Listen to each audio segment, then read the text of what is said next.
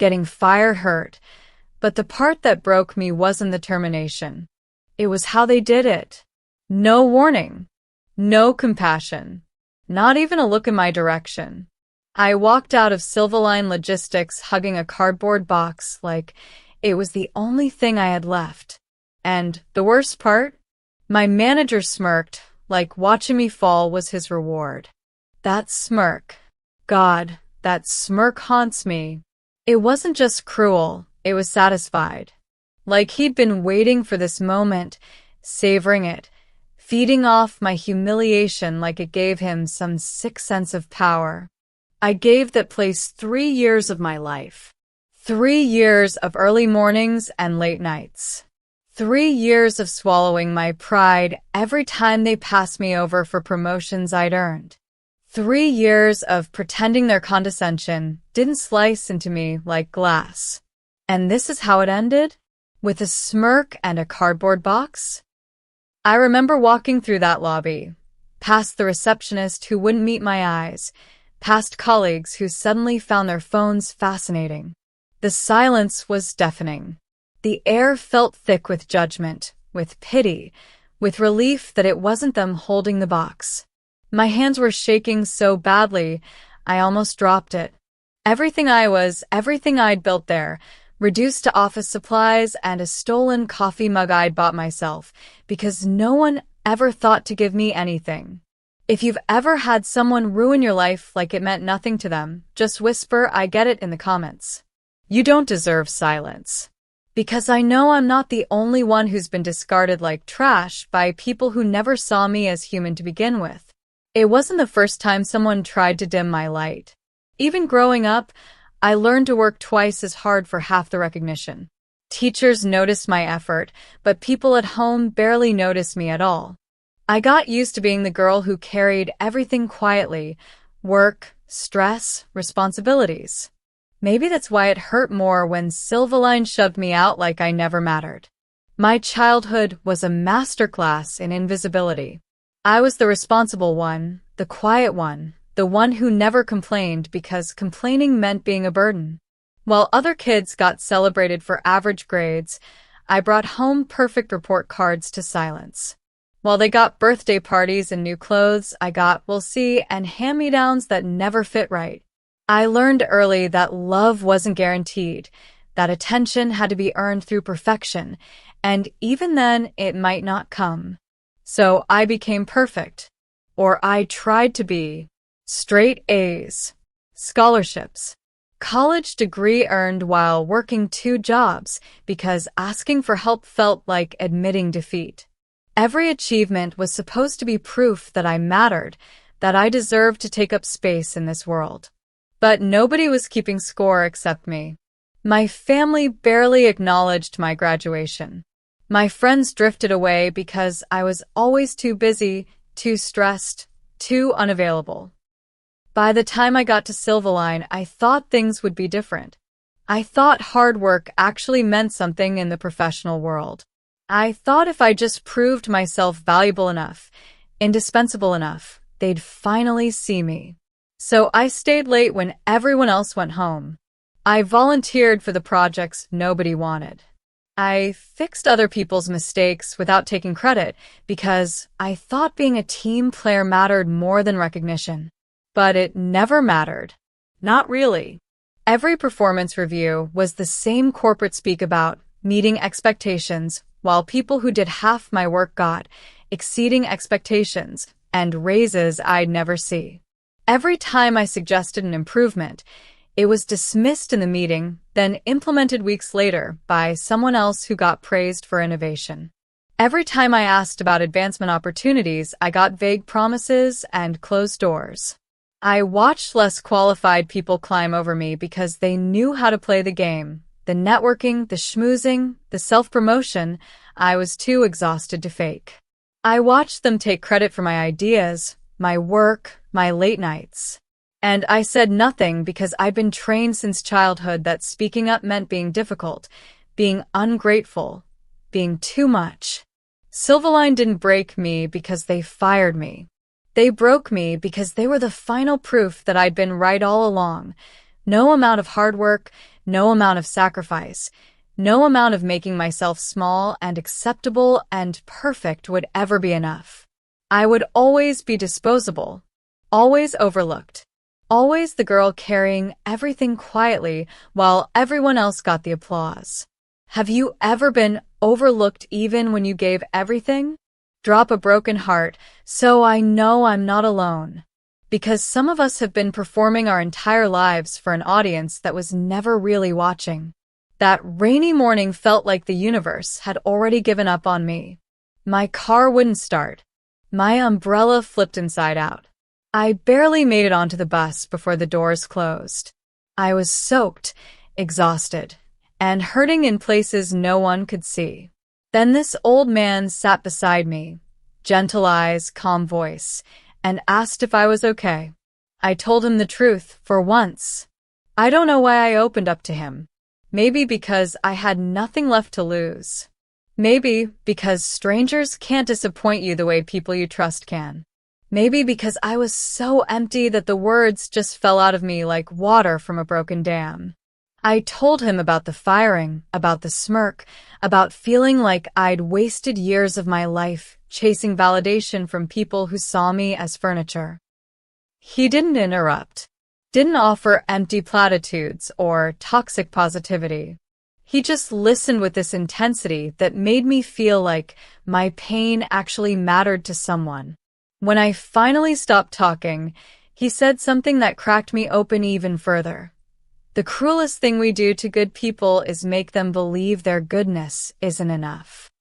I started crying right there on the bus. Not pretty crying, ugly, choking sobs that made other passengers stare. But he didn't flinch. He handed me a handkerchief, actual cloth, because of course this gentle old man carried cloth handkerchiefs, and let me fall apart without judgment.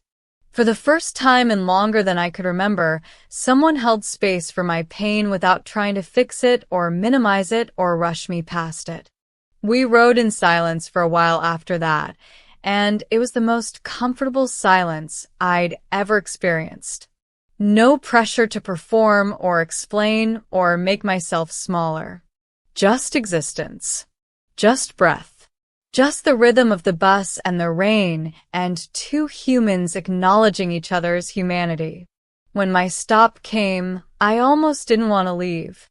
This stranger had given me more compassion in 20 minutes than I'd received in years. As I stood to go, he stood too, reaching for the cane I hadn't noticed leaning against the seat. And that's when everything shifted. The cane. Simple, elegant wood with a silver handle. But it was the engraving on that handle that made my blood run cold. The Silverline crest. The same emblem printed on every office door, every letterhead, every rejection I'd ever received from that company. It was carved into his cane like a brand, like a mark of ownership. My hands went numb. My throat closed. I stood there frozen, staring at that symbol while my mind raced through impossible explanations. A gift? A coincidence? Some kind of cruel cosmic joke where the universe sends me comfort wrapped in the same logo that had destroyed me? Tell me, who do you open up to when you're breaking? Because sometimes a stranger cares more than the people you loved. But what happens when that stranger is connected to the very source of your pain? What do you do when kindness comes from the last place you'd ever expect it? When his cane slipped, I picked it up and saw the Silverline crest carved into the handle. The same emblem printed on every office door. I froze, my heart pounding in my throat. And when I asked him why he had it, he whispered, "Because I designed it." Everything inside me cracked open. I didn't know the stranger comforting me on the bus was the man who built the company that fired me. My voice came out strangled, barely human. You designed it?" He nodded slowly, watching my face change as the realization hit. 32 years ago, he said quietly, I built Silverline from nothing. The betrayal burned through me like acid. Here I was, having just poured my heart out to this man, having cried in his presence, having accepted his kindness like it was some kind of lifeline, and he was them. He was the source. He was the reason that company existed to chew me up and spit me out. He built the machine that broke me. You knew, I said, and it wasn't a question. My hands were shaking again, but this time with rage instead of grief. You knew who I was talking about. You knew it was your company that destroyed me, and you just sat there listening like what? Like you cared? Was this entertaining for you? Did you get some sick pleasure out of watching one of your casualties break down in front of you? The hurt in his eyes looked genuine, but I didn't trust it. Couldn't trust it. Rich men who build empires don't get where they are by caring about the people they crush along the way. They get there by being good actors, by knowing exactly what to say to make you feel seen while they're picking your pockets and stealing your dignity. I didn't know, he said softly. I haven't been involved in day-to-day operations for years. But if what you're telling me is true, and I believe it is, then something has gone very wrong with what I built. Something's gone wrong? I laughed, sharp and bitter. Your company is working exactly as designed.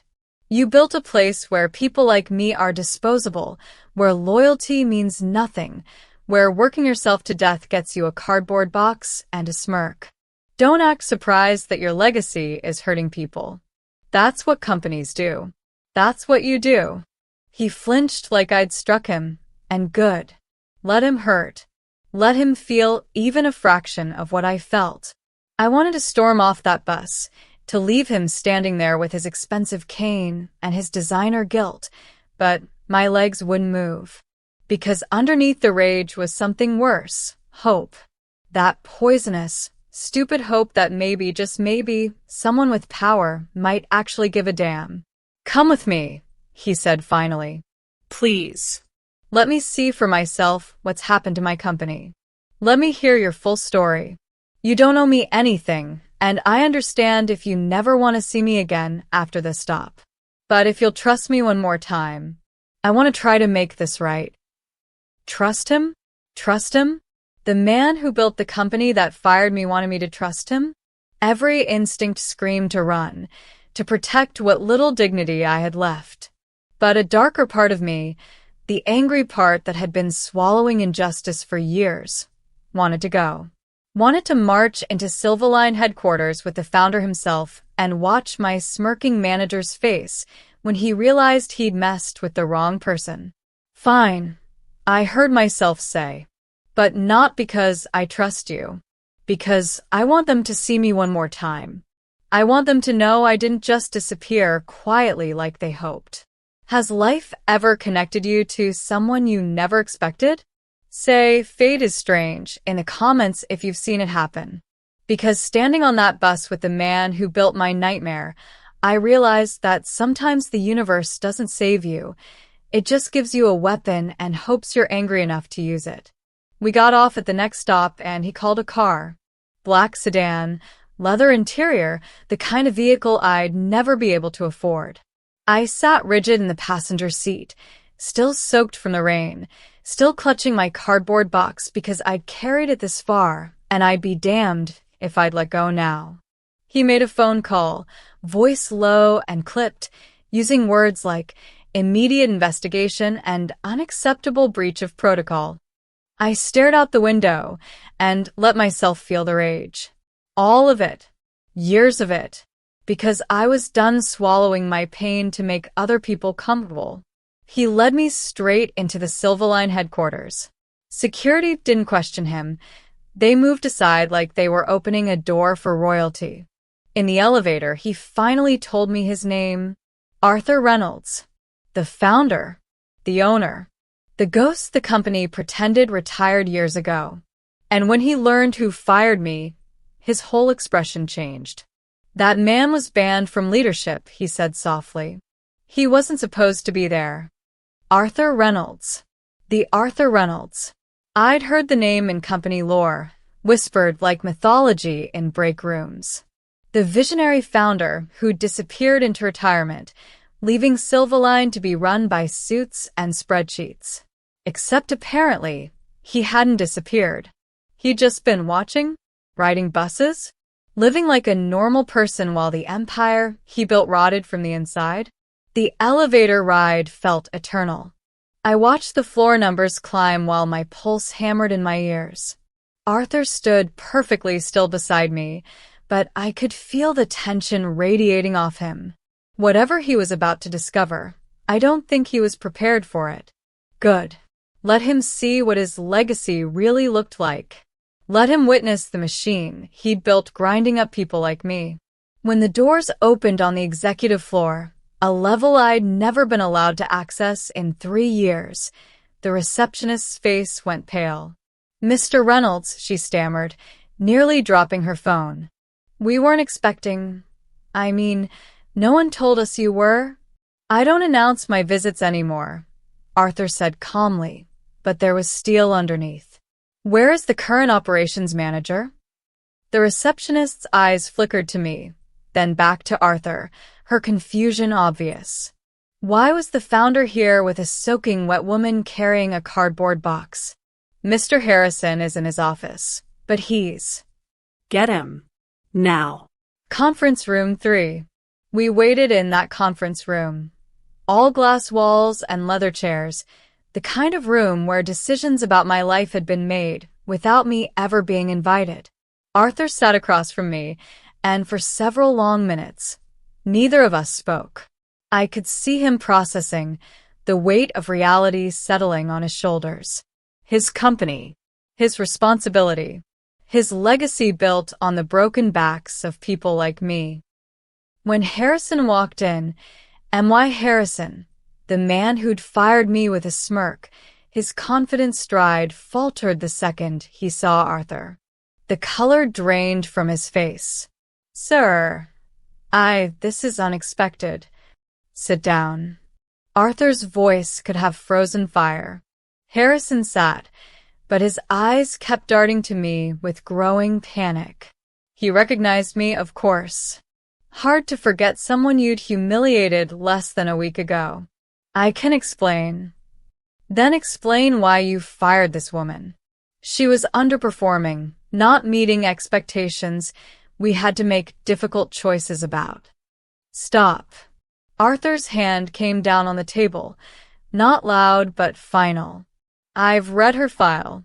3 years of exemplary performance reviews until you took over her department 6 months ago. 3 years of exceeded targets, innovative solutions, 0 disciplinary issues.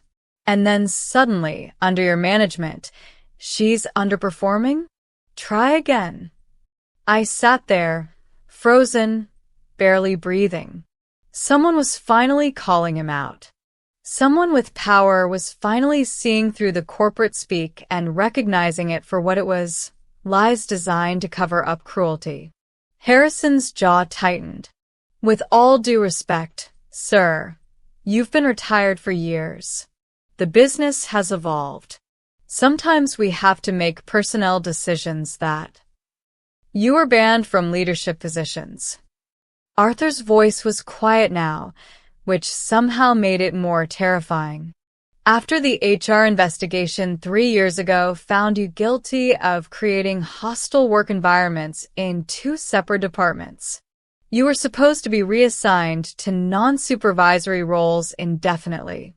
So explain to me how you ended up managing anything, let alone firing people who did nothing wrong." The silence that followed was exquisite. Harrison's mouth opened and closed like a fish drowning in air. I wanted to laugh. I wanted to scream. I wanted to reach across that table and demand answers for every humiliation, every overlooked achievement, every night I'd cried myself to sleep thinking I wasn't good enough. There must be some mistake in the records. Harrison finally managed. I was cleared for. "Don't lie to me in front of someone you've already lied about." Arthur stood up, and suddenly he didn't look like a gentle old man on a bus. He looked like the founder of a logistics empire, like someone who'd built something from nothing and wouldn't tolerate watching it be corrupted. You're suspended effective immediately, pending a full investigation. Security will escort you out. And if I find what I think I'm going to find, evidence of you systematically targeting employees who threatened your ego, falsifying performance reviews, creating the same hostile environment you were banned from leadership for creating before, you won't just be fired. You'll be facing legal action. If you've ever watched karma walk right up to your enemies, drop a moon emoji. Sometimes justice is quiet. Sometimes it rides the bus next to you in the rain and then dismantles your oppressor with surgical precision while you sit there trying not to cry.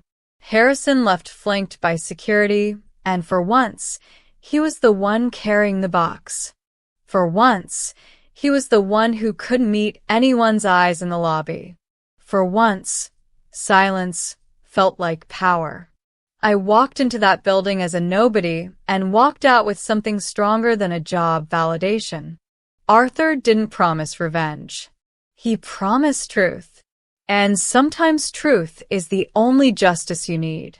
For the first time in a long time, I felt seen. Not by a friend, not by a boss, but by life itself. Arthur offered me my job back, of course. With back pay, a formal apology, a promotion to a department far away from anything Harrison had touched. He offered me everything I thought I'd wanted when I first started at Silverline 3 years ago. Recognition, advancement, proof that I'd been right all along, that I was good enough, that the problem had never been me. But sitting in that conference room, watching the empire builder try to rebuild what his absence had allowed to rot, I realized something that changed everything. I didn't want it anymore. I didn't want to go back to that building every day and remember the humiliation. I didn't want to pour my energy into a company that had shown me exactly how disposable I was the moment leadership changed. I didn't want to spend the rest of my career wondering if every compliment was genuine or just guilt, if every opportunity was earned or just compensation for trauma. Thank you, I told Arthur honestly. For believing me, for acting, for showing me that sometimes the system actually does hold people accountable. But I think I need to walk away from Silverline, not in anger this time, in peace. He understood immediately, didn't try to convince me otherwise or make promises about how different things would be. He just nodded, and then he did something I'll never forget. He apologized. Not a corporate apology full of careful language and legal protection. A real apology. I'm sorry I wasn't there to stop this.